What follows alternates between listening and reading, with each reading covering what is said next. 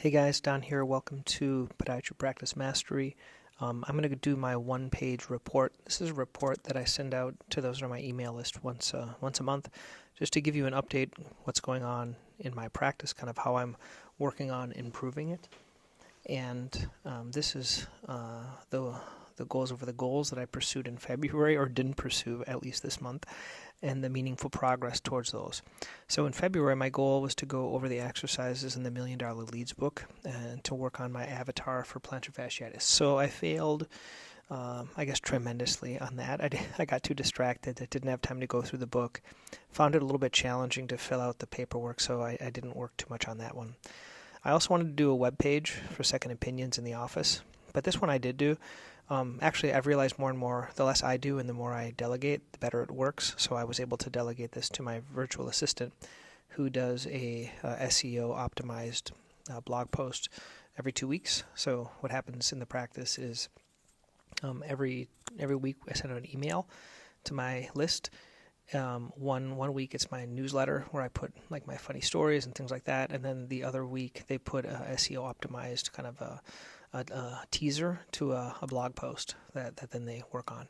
So it's nice and professional. It's good for SEO, but the challenge is there's not much, personality in it, but probably for the website it's probably better off. But that's kind of what went. I had them work on another article for second opinion. So this is something that I was going to do, and they worked on it. I'm going to I'll put a little link if you're looking at it, or if you don't have access to this. It's a PDF that I send out. I can send it to you, but there's a link there. So for February 2025, my billings were 84,000. So the goal is, if you want to get to $1 million mark, you need to have 80,000 per month. Okay, so anywhere over 80,000 is good. Otherwise, you have to make up for it. I had 16 orthotics, 21 shockwaves. Reviews were really, really low. Reviews are usually like 60. But what happened is my Google business page, like the one that has the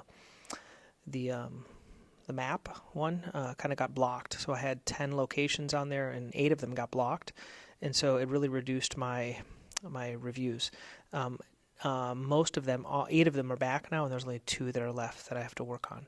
So, and then also a good thing that happened this last month was I had 120 downloads of my stuff on the website. So recently I had a person help me with I had a lot of free content, like webinar links, download of ebooks, my foot analyzer, all these things on the website. So if you want to look at them, you can go to centralmasspodiatry.com and look at them. And what you'll find, though, is they're all locked down now, meaning you have to put your email in there, and it's really helped my download number, or rather the new people added to my email list. Because I think as things are going on, it's going to be key who's in your email list, because it's getting harder and harder to rank organically in Google, unless you're really good at SEO, because AI and other things are taking the top place. Okay, so let's go over what's working. So what's working, I tried a Fiverr sales coach, so that is not something that worked. I did it twice. It wasn't that much. I think I paid $125 a session, and he helped a little bit. I feel like the thing that he helped me with is reducing complexity. I tended to make my presentations very complex, and so I think simplifying that has really helped me out, like taking out a lot of my slides in my patient presentations. And then being more, also positioning myself more, which means like the first time really getting to know them, spend time knowing them, and then in the future visits, kind of positioning yourself to have them do higher ticket items, or even just like developing that trust factor. Because the mistake I was making is I was doing, like the first visit, everything was covered by insurance, like the night splint, the foam rolling, the morning stretch, all this stuff was covered, and just billing insurance. And then the second visit, like everything wasn't, like the ultrasound wasn't, the shockwave wasn't, the orthotics wasn't. And so there was a really big shock, because it was like all covered and then not covered. So what he mentioned is just doing a discussion with them and just say the truth. Like, what happens the first visit, I try these things, and the only reason I'm trying them is because I feel obliged to try the non-surgical things or the non-invasive things. But for the most part, they don't work. They maybe work 10 to 15% of the time, and I'm always having to transition my patients to these other more advanced treatments. So for a lot of my patients, when I do that conversation, then they'll jump right into the more advanced treatments. That's one option. Or if then they fail things, then when they come back, they feel bad that they didn't listen to me what I said. So that was, I guess, the benefit of having that sales coach. I also have a Shockwave coach now. As my partner says, I'm a guy that spends a lot of money on things, and so this Shockwave coach for 6 sessions, it's about $3,000. So I guess it's not that much, but even in this first session, it's really helped me out, and I've been able to change my presentation to 6 shockwaves, and also kind of including orthotics as part of the whole shockwave explanation. That's number 2, and then number 3 is really simplifying things at the end. So at the end of my discussion, instead of overwhelming patients, I say, okay, really there's 3 things we have to deal with. One is the tightness in the back of the calf, where we talk about either night splint or foam rolling. We talk about the tissue itself, which is healed with shockwave. And then we talk about the stability of the foot and the impact going through it, which is with the orthotics and the good shoes and the other things like that. So I keep it a lot simpler, and I focus on what they're wanting to do, so I'm seeing good results with that. Other things that are working, I've been doing this whole idea of talking about what causes the pathology and then kind of the mechanics. So the pathology is the thickness of the fascia, for example, and we're going to treat that with the shockwave, but like the mechanics, such as the pronation and the equinus and other things like that, those can be treated, and to prevent it from coming back, we have to treat the mechanics of your foot, and that's where you get into the whole orthotic conversation every single time, and I think there's a greater acceptance of doing orthotics that way. A couple of other good things I enjoyed. I did a lecture for the endocrine fellows at UMass here. That's always a fun thing to do. I set up a ModMed marketing page. So I'm now that I'm going to be switching to ModMed, I'm always thinking, well, how can I give ModMed people more value? So the same way Athena, I made a lot of videos. I'm going to be making, during this transition, a lot of videos to kind of explain things, because I think people have questions about that. And then I made a specific ModMed kind of referral with some hidden stuff in there, some value add. So that would possibly could get referrals for Podiatry Practice Mastery. That's not just for my private practice. I did a test with one of my staff, Reagan. She did some calls for diabetic patients and ulcer patients. So I did a list of the last 3 years, patients that were there, and she called all 3 of them. And was able to schedule a lot of visits, but she also found a lot of people died. So it makes me think of that Armstrong article where you realize that the mortality is pretty big after 5 years with these ulcers.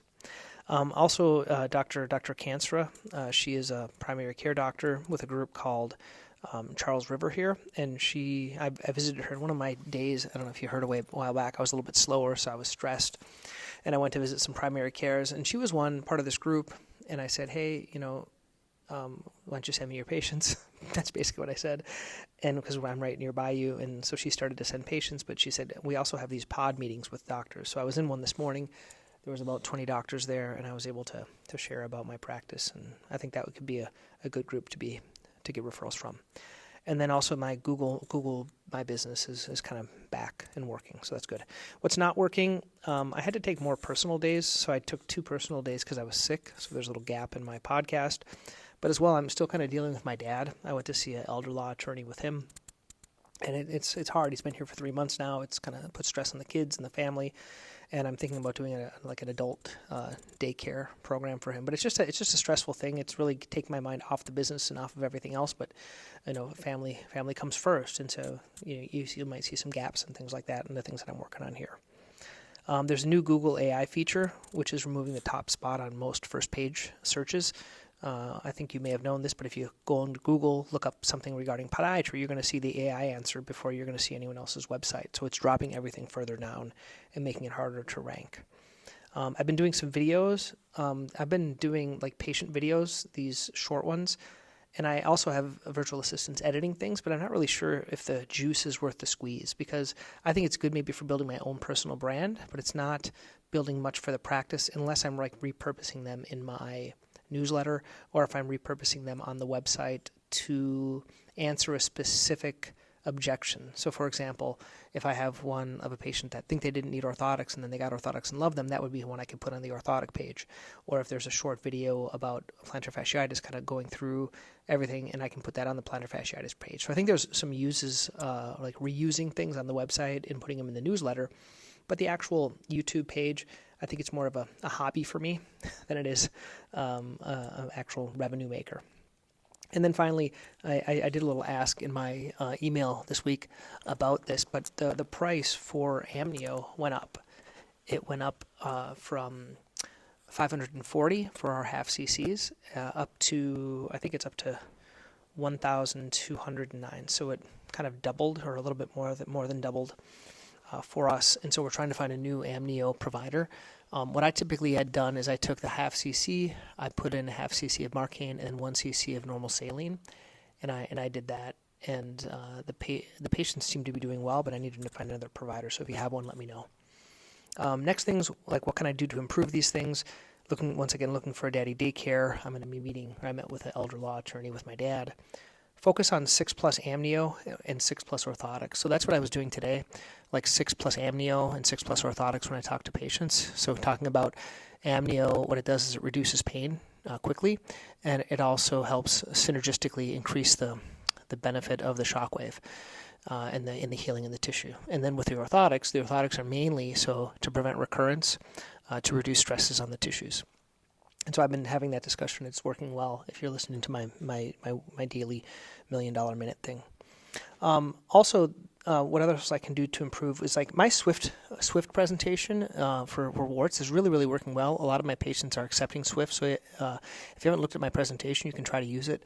But I want to find a way, can I make a similar layout for plantar fasciitis and Achilles tendonitis to kind of make a simplified approach for patients that'll just make it easier for me to teach others. So what I've learned from a lot of people is like it's not just about me being able to do these presentations, but it's mostly like, can I transmit this to the new doctors that need to do this? Or you that are listening, can I transmit this to you by giving you either like a checklist that you can fill out, or a script, or a group of PowerPoint slides that you can fill out? So that's what I'm trying to work on now for plantar fasciitis and Achilles tendonitis. So if I can teach everyone how to do this, I think it would just really give a lot more value. And then finally, to improve these videos, I'm going to try to delegate doing this video editing to my virtual assistant. Initially, I was trying to edit them, and I was taking out the ahs and the ums, and I just said to her, can you just take out the ahs and the ums and edit these videos? And so they've been doing that. Okay, now to the final part, March 2025. What's my focus? What are my goals? Get a who to edit my shorts and consider stopping them. I don't really feel comfortable stopping them because I feel like I want to have something out there, but I'm going to most likely reduce the editing that I have to do. Second thing would be publish a webinar. So I put together this webinar on plantar fasciitis as kind of a lead magnet. So what it is, it's an offer for a live webinar once a month, or if people want the webinar now, they can listen to a recording. So it's a way of kind of getting an email. That's kind of the focus, is either live once a month or the replay from a previous time. But I need to put it out there, and I need to put money towards it, meaning trying to get emails and see how many people will sign up for it. So it's something I want to kind of work on to help get more appointments and get more of a focus on this plantar fasciitis as a marketing thing. And then finally, I want to get the new doctor busier in the practice without shooting ourselves in the foot, meaning I want them to be busier. I want to continue to make more revenue. And that's the one struggle, is getting them busy. I've kind of talked to my partners about it. I've thought about like doing a newsletter to all the referring doctors. The lowest hanging fruit, I feel, is having a practice rep. Now, if you have a good practice rep, or if you've set this up really well, let me know. Let me know, because I think I've tried the newsletter thing in the past, and I didn't find that the juice is worth the squeeze. But if you guys love this, certainly let me know. If you have a practice rep that you have a great system, and specifically I'm trying to figure out a way to pay them based on commission so that they're motivated. Because one of the challenges is to know, like, okay, I know they got a new primary care. How do you know how many patients are coming in? Certainly we track the PCPs, but then how would you pay them based on commission? So that's the thing I'm kind of working on for the practice. If you have any ideas or thoughts, send me an email, don@podiatrypracticemastery.com. I'd love to know your feedback for this. Okay, thanks.